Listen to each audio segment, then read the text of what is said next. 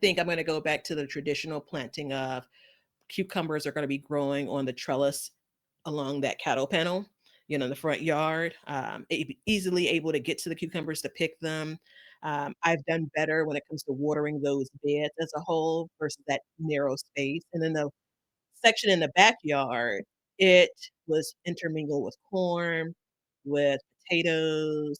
Like, I just actually tossed those cucumber seeds in because I had a potato plant die, and so I said, "Oh, let me fill this space."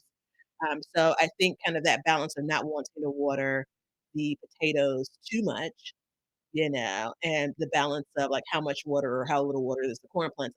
I'm pretty sure, like, once I did things like a deep watering, I noticed the next week or 2, the cucumbers were generally fine, right? So that's why I lean back onto it was a gardener, you know. Are you still hand watering? Of course, I'm still hand watering. Yeah, I guess that it would be unfair of me to say, like, an easier solution to, produce more consistent watering would be some type of irrigation system. I'm just not there yet. I'm not there. Well, we're year one into you thinking about it, so we understand. I didn't say that. Yeah, well, as far as openly thinking about it, no. I mean, this is probably if it is tied to watering, this is probably I don't wanna spend, that much more time. I'll just bring a jar of pickles here the next time we record. Yeah, If it's tied to watering, this is probably the first time and the most impact my watering method has had on the negative front. Like, generally speaking, sure, there are a couple of containers that may dry up because I just didn't get to them, some flowers that may not make it.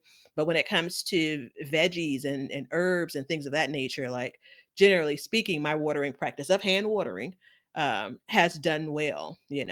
This is probably the most loss I've experienced. So it's something to note, yeah. but I'm still not there. Well, I don't want to sit here and sound like hand watering is not effective and you can't grow a garden that way. I absolutely don't believe that. But and the way my mind works is when I think about it and I look at it and we start listing the things that are wrong. It's how can we eliminate certain issues? And so obviously if you're having an inconsistent water, but I mean, truth be told, you didn't have this issue ever before, and I don't imagine you like all of a sudden just sucking at watering your garden. You know what I mean? Like it's not Mhm. something that just creeps up on you. Did you Yeah. have a really dry year, No, I don't think so. or But was it the really wet? places It was neither. It was, I Okay. think, pretty all things considered, pretty much the same type of summer. I'm in Chicago, Illinois, if you're new. Hey. And our summers never get hot, hot. It's a pretty mild climate when it comes to like growing a garden in my view. And I think the note is the places I grew cucumbers are different. Mm-hmm. So it was a really good idea. Like, I love the look. Some of that was like, oh, one more space I can create a trellis for. Like, I had all of these thoughts around it and it made sense until, again, I'm putting a lot of emphasis on if it's tied to the watering. It wasn't the most convenient place. If I'm truly honest, it's such an odd setup when it comes to, like, I have to kind of come out into the sidewalk and then water with my hose into the yard, and I don't normally really need to do that. The other things that have grown in that area, they kind of like sunflowers.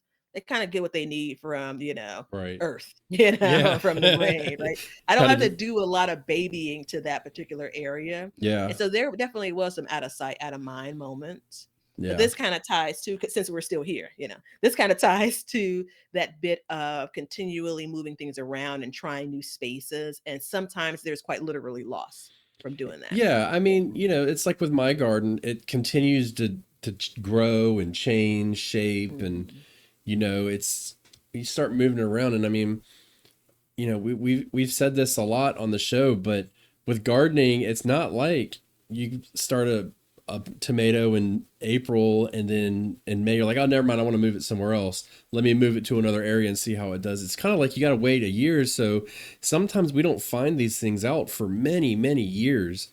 And so I've got 11 beds, and if I rotate between them, that means in 11 years I'll figure out what my tomatoes are going to do well at. You know what I mean? Like it's just it's crazy to think about, but I get it. I get it. And cucumbers, same thing, you know.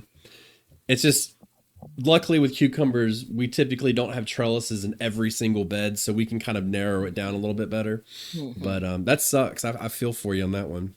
Yeah, luckily it wasn't as high of a value crop either. And my last note on that, which, because I don't want to bring it up in my next one, is it kind of feeds into knowing a space isn't really fertile, like knowing that you've had struggles with it, but taking the chance again.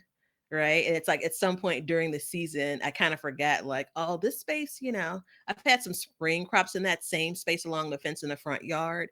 And like it's just, they've not done well.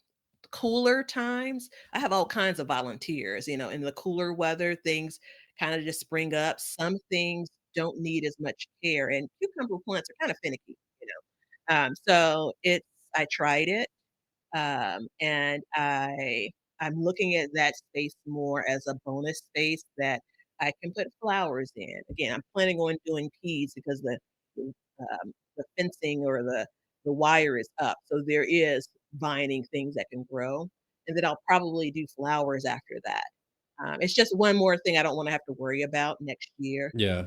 One could argue I could grow cucumbers there next year, tossing crop rotation, and they may be fine. But I'm ready to move on from babying that space for a little bit. Yeah, and I mean, look, if you got an infertile space, it's work the soil, keep planting in it, Mhm, mhm. plant it intelligently. Don't just start randomly, but you have something that's doesn't have a high nutrient demand, you can put that in that section and it'll do good. So, all right, enough of your cucumbers. I feel like we've talked about it so long, I've eaten